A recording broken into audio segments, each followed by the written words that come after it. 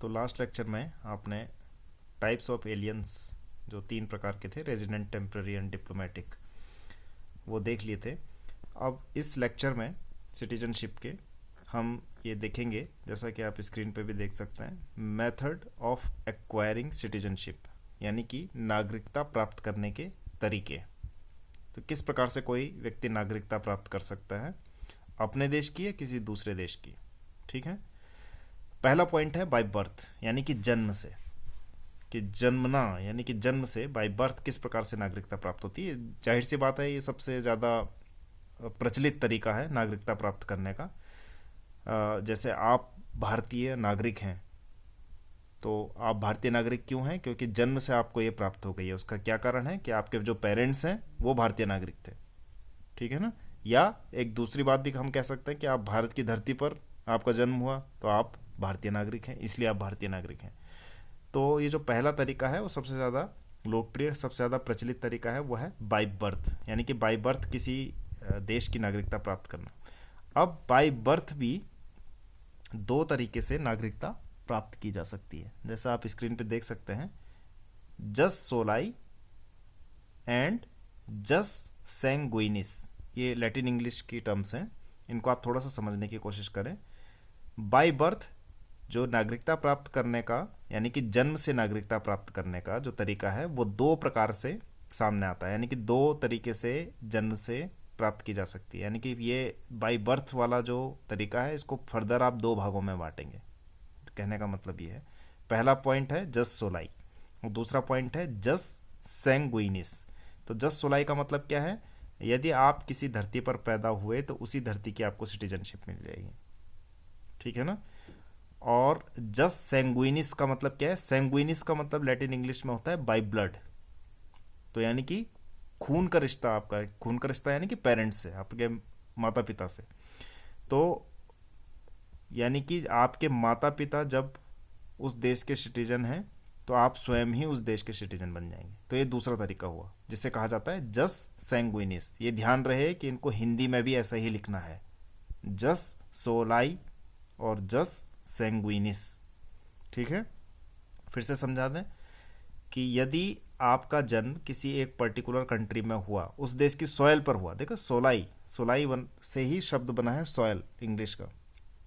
तो उस देश की धरती पर आपका जन्म हुआ तो अपने आप आपको वहाँ की सिटीजनशिप मिल गई। और दूसरा तरीका क्या है बाय बर्थ का, कि आपके पेरेंट्स, आपके माता पिता उस देश के नागरिक थे, तो क्योंकि रक्त संबंध है आपका अपने माता पिता से है, तो उनको आपको स्वयं ही वहाँ की नागरिकता मिल गई, उस देश की जिस देश के आपके माता पिता थे। तो जो पहला पॉइंट है जस सोलाई, ये कई बार किसी देश में लागू किया जाता है। कई देशों में, यूरोपियन कंट्रीज़ में ये काफ़ी लागू है कि जैसे आप वहाँ के सिटीजन, आपके माता पिता ना भी हों, लेकिन आपका जन्म उस देश में हो गया तो ऑटोमेटिकली आपको वहाँ की सिटीजनशिप मिल जाएगी। इसे कहा जाता है जस सोलाई। भारत में जस सैंगुइनिस जो नागरिकता की अवधारणा है वो प्रचलित है। यूरोपियन देशों में दोनों ही अवधारणाएं प्रचलित हैं। मान लीजिए स्पेन में आपका जन्म होता है तो आपको स्पेन की नागरिकता मिल सकती है, रिगार्डलेस कि आपके माता पिता कहाँ कहीं के भी हों। ठीक है। और जो स्पेनिश माता पिता है, उनका जो संतान होगी वो तो अपने आप ही स्पेन की सिटीजन बनी जाएगी। ठीक है। तो दूसरा तरीका है बाय मैरिज, यानी कि विवाह के द्वारा, और इसे कहा जाता है पॉलिटिकल साइंस में ज्यूर मैट्रिमोनाई। ज्यूर मैट्रिमोनाई यानी कि विवाह के द्वारा। विवाह के द्वारा कैसे नागरिकता हासिल की जा सकती है? जैसे एक व्यक्ति है, कोई पुरुष है, वो किसी दूसरे राज्य के सदस्य यानी कि दूसरे राज्य की नागरिक महिला से विवाह कर लेता है। तो अब उस पर है कि वो किस देश की नागरिकता लेना चाहता है। अगर वो मान लीजिए महिला के देश की नागरिकता लेना चाहता है तो उस देश का नागरिक हो जाएगा, तो उसके अपने देश की नागरिकता छूट जाएगी। या इसका उल्टा भी हो सकता है कि महिला अपने देश की नागरिकता छोड़ दे और पुरुष के साथ जहां वो रह रही है वहां की नागरिकता ले ले। ठीक है। तो विवाह के द्वारा भी नागरिकता हासिल की जा सकती है। तो मैं आपको एक एग्जांपल से इसको क्लियर करता हूँ। मान लीजिए जैसे ब्रिटेन का कोई पुरुष है, वो भारतीय महिला से विवाह करता है, तो वो ब्रिटेन का जो पुरुष है वो अपनी नागरिकता, ब्रिटेन की नागरिकता छोड़ करके भारत की नागरिकता ले सकता है। एक बात तो ये हुई। अब इसका उल्टा भी हो सकता है कि भारत की जो महिला है जिसने ब्रिटेन के पुरुष से शादी की है, वो भारत की महिला भारत की नागरिकता छोड़ करके ब्रिटेन की नागरिकता ले ले। तो यानी कि आप विवाह के द्वारा किसी देश की नागरिकता ले सकते हैं, तो इसे कहा जाता है ज्यूर मैट्रिमोनाई। ठीक है। तीसरा पॉइंट आप देखें, बाय नेचुरलाइजेशन, यानी कि प्राकृतिकरण के द्वारा। प्राकृतिकरण क्या होता है? प्राकृतिकरण की जो प्रक्रिया है ये यूरोप के देशों में और खासकर उत्तरी अमेरिका के देशों में, कनाडा में और यूएसए में बहुत ज़्यादा प्रचलित है। जैसे आप हमारे जो यूथ हैं वो वहाँ काम करने जाते हैं, तो कई बार वो बहुत अच्छा उनका रिकॉर्ड होता है, भाई किसी अपराध में वो नहीं है, उन्होंने बहुत अच्छा कोई रिसर्च करके दिया है, तो उनको ग्रीन कार्ड, आपने सुना होगा कि ग्रीन कार्ड किसी बच्चे का लग गया, किसी युवक का लग गया, युवती का लग गया। तो ग्रीन कार्ड का मतलब क्या है कि वो एक फर्दर स्टेप है नागरिकता की तरफ। तो ग्रीन कार्ड के बाद फिर सिटीजनशिप मिल जाती है। तो ग्रीन कार्ड का मतलब है कि वो व्यक्ति जो है उसका रिकॉर्ड बहुत अच्छा है। तो इसे कहा जाता है प्राकृतिकरण या नेचुरलाइजेशन, कि धीरे धीरे आप वहाँ के सिटीजन बन गए। ठीक है, तो इसे नेचुरलाइजेशन की प्रक्रिया कहा जाता है। और कई बार ये 2-3 स्टेप में पूरी होती है। जैसे मैंने अभी एग्जांपल दिया कि पहले व्यक्ति वहाँ काम करने गया, तो उसका जो है वो रेजिडेंट वीज़ा लगा। हम पिछले लेक्चर में पढ़ चुके हैं रेजिडेंट एलियन जो होता है वो कौन होता है। तो रेजिडेंट वीज़ा के बाद उसने बहुत अच्छा काम किया, वो 10 साल तक वहाँ रह गया, तो उसे ग्रीन कार्ड मिल गया। फिर ग्रीन कार्ड के बाद 5 साल बाद उसे सिटीजनशिप मिल गई। तो इस प्रक्रिया को नेचुरलाइजेशन या प्राकृतिकरण कहते हैं। प्राकृतिकरण का मतलब वो वहाँ का प्राकृतिक रूप से निवासी हो गया। लॉन्ग रेजिडेंस, बहुत लंबे समय तक रह रहा हो कोई भी एलियन किसी देश में, तो उस देश की सरकार जो है उसे नागरिकता प्रदान कर देती है। स्टेट सर्विस, ये बड़ी इंपॉर्टेंट बात है कि जैसे मान लीजिए आप अमेरिका की किसी सरकारी सेवा में भाग लेते हैं या सेलेक्ट हो जाते हैं, तो हो सकता है कि अमेरिका आपको वहाँ की सिटीजनशिप दे दे। ठीक है ना। अब इसका मीनिंग क्या हुआ है कि कोई भी सरकार, जैसे जो बाहर की सरकार है, उसकी सरकारी सेवा में, स्टेट सर्विस में जब आप भाग लेते हैं, तो वो सरकार एक रिवार्ड के तौर पे, एक पारितोषिक के रूप में, पुरस्कार के रूप में आपको वहाँ की सिटीजनशिप दे सकती है। ऐसा प्रचलित है, संयुक्त राज्य अमेरिका में बहुत प्रचलित है। वहाँ की सेना जो है वो विदेशियों के लिए खुली रहती है, जैसे खासकर वो नाइजीरिया से, सूडान से कई बार सैनिकों की भर्ती करती है। और बहुत बार देखने में ये आया है कि इराक युद्ध में या अफ़गानिस्तान युद्ध में उन सैनिकों ने बड़ी वीरता का प्रदर्शन किया, तो उनको एक रिवार्डिंग उसके रूप में, एक पुरस्कार के रूप में, एक पारितोषिक के रूप में उन्होंने अमेरिका की सिटीजनशिप दे दी, जो कि काफ़ी मतलब मुश्किल मानी जाती है वो सिटीजनशिप। तो स्टेट सर्विस जब आप करते हैं किसी दूसरे राज्य की, तो वो आपको वहाँ की सिटीजनशिप दे सकता है। तो ये भी एक मेथड है सिटीजनशिप एक्वायर करने का। अब नेक्स्ट टॉपिक पर हम चलते हैं, हाउ सिटीजनशिप इज लॉस्ट, मतलब किसी देश की नागरिकता आप किस प्रकार से खो सकते हैं। प्राप्त करने के तरीके तो हमने देखे, खोई किस प्रकार से जा सकती है। तो जाहिर सी बात है कि अगर आप किसी एक राज्य की सिटीजनशिप ले रहे हैं, तो दूसरी राज्य की सिटीजनशिप का आपकी समाप्त हो जाएगी। ठीक है ना। और अब ये थोड़ा सा इसमें जो लेटेस्ट डेवलपमेंट है वो ये है कि बहुत सारे देश डुअल सिटीजनशिप का कॉन्सेप्ट अब लेके आ रहे हैं कि भाई एक व्यक्ति के पास 2 जगह की नागरिकता क्यों नहीं हो सकती। तो अब ये धीरे धीरे ये बात चर्चा में चल रही है, कुछ देशों ने शुरू भी किया है। जैसे भारत की सिटीजनशिप आपके पास है, तो आपके पास कनाडा की सिटीजनशिप क्यों नहीं हो सकती, ये कॉन्सेप्ट चल रहा है। लेकिन ज़्यादातर अभी यही है कि जब आप एक देश की सिटीजनशिप लेंगे तो दूसरे देश की अपने आप ख़त्म हो जाएगी।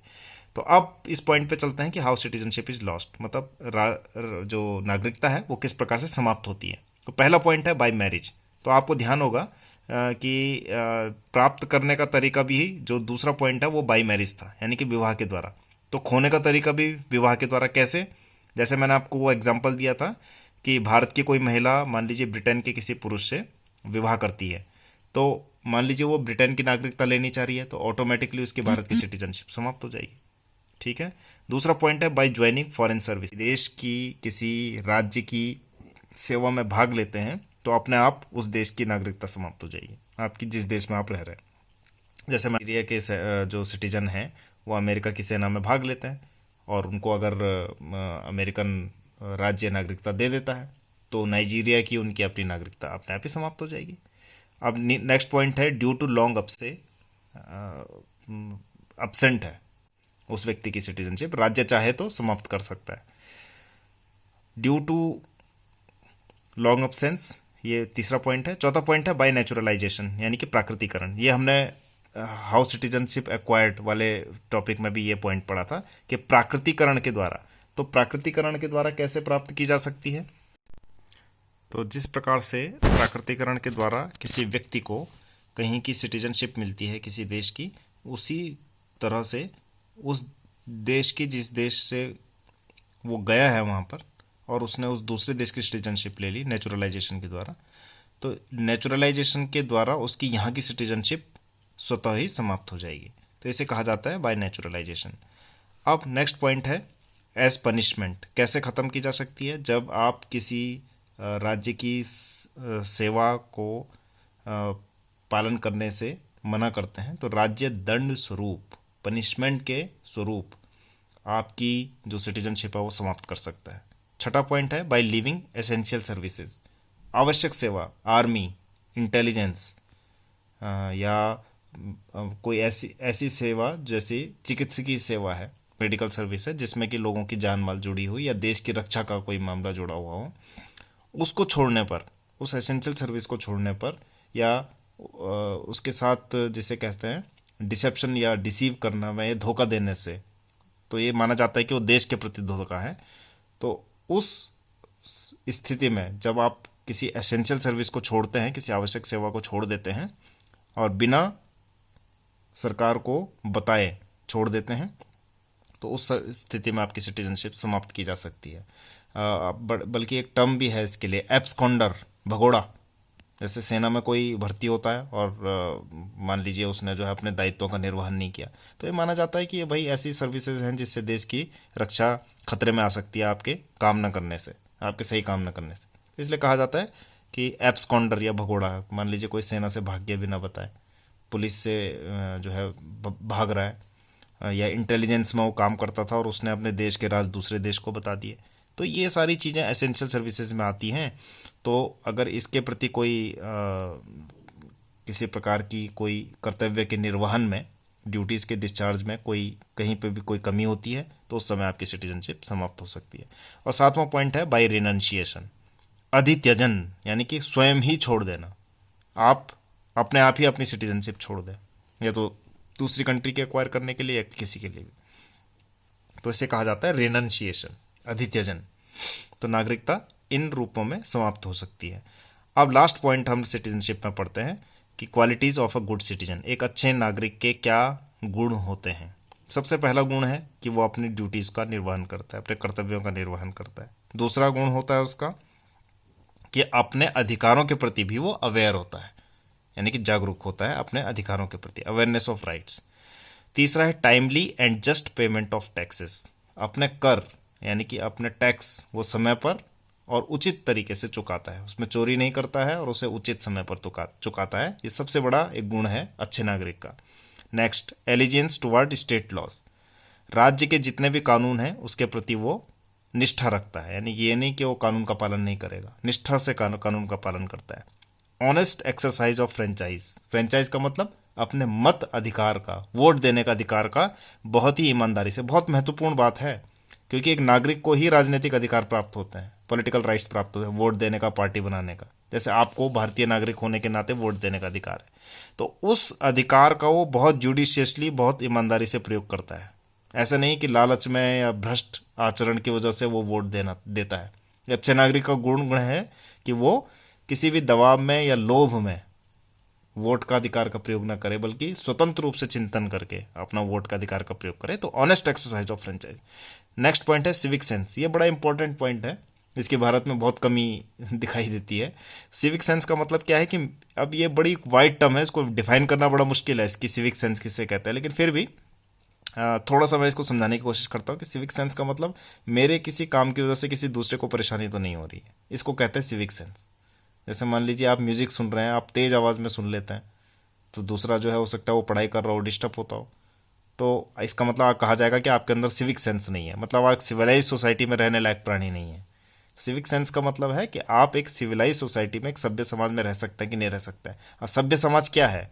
जब आप दूसरे की इच्छाओं के प्रति सेंसिटिव होते हैं, दूसरे की जो एक्सपेक्टेशन है उनके प्रति सेंसिटिव होते हैं, और अपने अधिकारों के प्रति भी अवेयर होते हैं, तो इसे कहा जाता है सिविक सेंस। तो सिविक सेंस एक सिविक में, यानी कि एक नागरिक में होना बहुत जरूरी है।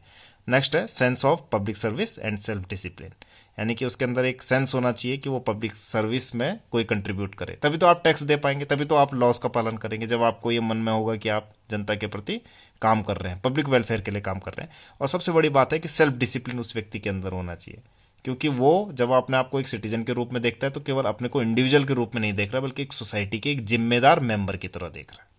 ठीक है, तो आई होप कि ये सिटीजनशिप का चैप्टर आपको समझ में आया होगा, काफ़ी महत्वपूर्ण चैप्टर है, आप इस पर नोट्स तैयार कीजिए।